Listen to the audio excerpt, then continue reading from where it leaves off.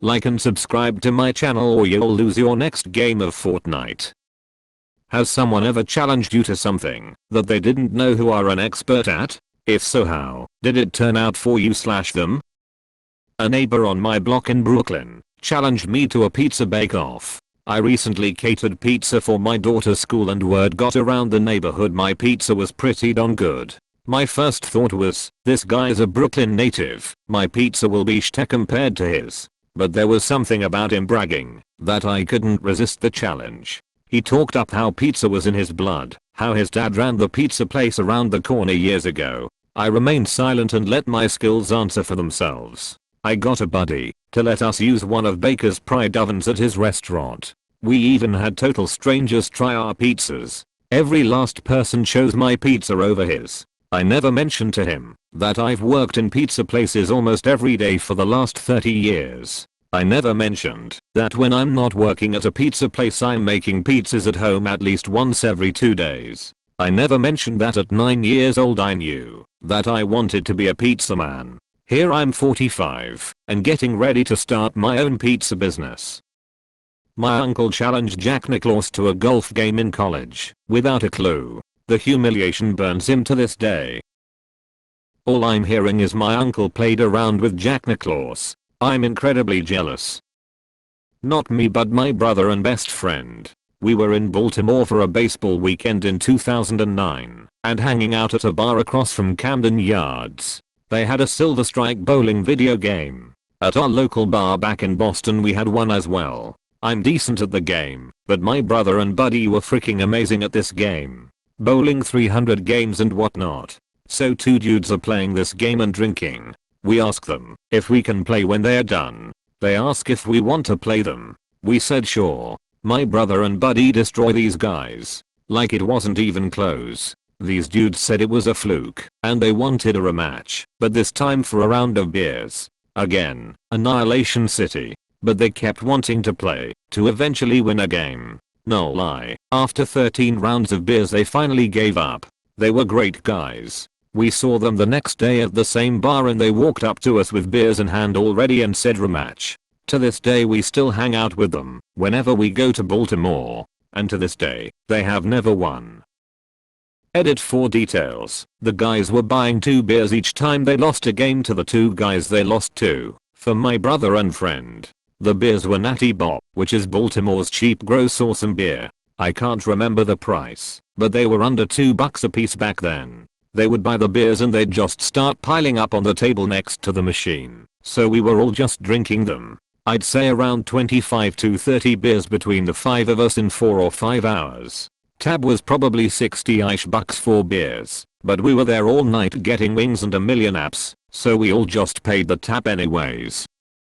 For reference, this is clay pigeon shooting, kinda known as trap in the south. Well, I'm from a rural area, and not exactly super southern, so when I'd go to other trap fields to practice different conditions there's always be a smartass or two try and place a bet with me. This is definitely an old money sport with some of the guns going upwards of $5,000. I had an old BT-100 that we got in a trade for each shot and some cash on the side. While not cheap, it was still much lower than other people's guns and people would take that as me being a newbie. They'd learn pretty quick though, since the team I was on went to the nationals almost every year from 11 to 18. It was always funny, because some would be good sports, but others would throw an absolute fit. I saw a guy damage a 10,000 Pirazzi because someone else beat him before. Even funnier part is there was a guy from the county next to us who could blow us out of the water and he always shot with an 870 pump from Walmart.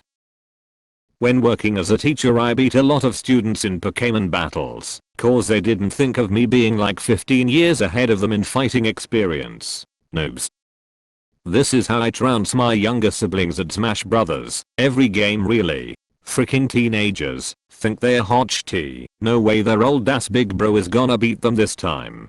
I have been playing since you were a baby. Oh, you got a new game, cool. I played something a lot like it on a PlayStation with potato graphics.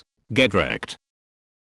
Ugh, my little nephew is such a shitty, bragging about how good he is at Smash Brothers. He challenged me to a 1v1, and I stomped him as Jigglypuff. He still brags, just not to me anymore.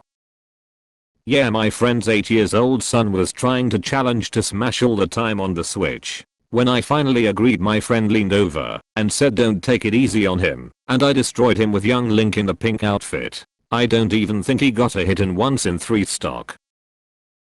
I truly believe video game smackdowns are a good parenting tactic. My office announced a laser tag team building event 2 weeks after I played in the laser tag Ultra Zone National Championships, which were an actual thing in 1997. Edit. Sigh. No, this is not a him reference, which I have to specify every freaking time I talk about it. I was never of any competitive laser tag level. However, my family used to stay at this hotel/resort thing every year around Christmas, and part of the package was wristbands for unlimited laser tag. My sister and I would go down when they opened in the morning and play until they closed at night. We learned the ins and outs of that room so well and got to competing on various things like who could keep their accuracy highest. My favorite was a challenge to only knife people. You could only shoot someone if you place your gun against their vest. We weren't amazing, but it was always fun to get a big group of kids come in and talk trash, so we would offer to 2vx them and just absolutely destroy them. I did this, but to my stepson. I'm not big on reliving past glories to my kids, but I was on a Laser Quest national team in the 90s, and so friends set up a Laser Quest and I started smack talking to him in heat about how I was going to mop the floor with him. He laughed and was like, yeah right old man. We get there, and we go in, and play, and I'm not trying that hard, but my favorite thing to do always has been, and always will be, breaking up the people that team up, cause it's supposed to be a solo game. So what I do is get in the middle of them, and after a few times of them all being shot they usually split up or leave. We get out of the game, and not only am I in first place, but I have double that of second place, who was one of the other parents in our group. Look on the kid's face was priceless. Chess. I'm a chess master. I think when people hear that, they're like, oh he's really good at chess, but what it means is that I've played in international tournaments and beaten other masters, and some governing body has given me a title. Anyway, I get challenged a lot by friends who think they're pretty good. What they don't realize is that your average pretty good player is getting destroyed by your average tournament player, and your average tournament player is getting destroyed by a master. I had a friend whose scores didn't align with his skill, and he beat a master once and then never played competitively again. Said he'll never ever do better than that. He still plays with the old men at the mall almost every day. My landlord tried blaming me for damage to the kitchen cabinets, but didn't know that I'm in construction, and I'm very familiar with home building codes. They placed the cabinets too close to the stove and the glue that held the laminate had melted. My old landlord tried to screw me over on our security deposit when we moved out after 10 years. Put a ton of questionable stuff on the bill, missed the window for providing receipts by a few days, and only had quotes for work that he never eventually got done. I'm not a lawyer, but my work life is all focused on telecom regulation and contracts. I also have a degree in history with a focus on legal history in some areas. So it was easy enough to get a basic handle on the state and local laws around this stuff, as well as pull up case law. We had a couple back and forth interactions over email when I finally responded with each place where he fricked up, giving him detailed references to the laws in question and how they'd been interpreted by local courts. Also pointed out that some of the things he was doing were pretty clearly being done in bad faith, and that if I was able to demonstrate that in small claims court, where he can't bring a lawyer, he'd potentially be liable for triple damages. He emailed me back the next day saying he just wanted to move on and not pursue the claims anymore. Stupid thing is, this was all over a couple $1,000. He ended up selling the place for about $1.3 million, which was a nice $900K increase from when he bought the place in the 90s. Asshole. I was a competitive swimmer for 14 years, including 4 years of NCAA, but I'm on the shorter side, so people don't assume I was any good. Was at a friend's house on a lake one summer, and a macho guy challenged me to race to a buoy in the middle of the lake to prove something, I guess. The lake is deceptively large, about a half-mile across, so I warned him that if he isn't a strong swimmer it could be dangerous.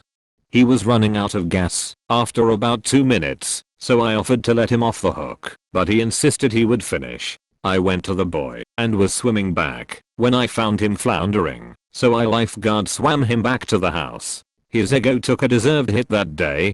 Don't get cocky around water, even if you think you're a strong swimmer. Edit. Thanks a ton for the W in the votes, but I want to emphasize here how quickly this kind of thing can turn dangerous. I was a lifeguard at the time, and there was another lifeguard present, but even so this was a dumb idea. Don't do dumb stuff in water. In junior high I got challenged at floor hockey by this douche, who was good at literally every sport. He was a massive darn, and would make fun of me. I sucked at most sports, and was not particularly fast, but I played ice hockey growing up, and would spend hours on our local basketball court practicing my stick handling. I dusted his ass. I scored a natural hat trick on him. He shut up after that, and stopped making fun of me. Just graduated as a teacher and I've been working as a casual relief teacher. I play lacrosse, which is a small sport already, and even smaller here in Australia. I tried out for the last World Cup team, and made it to the final cut.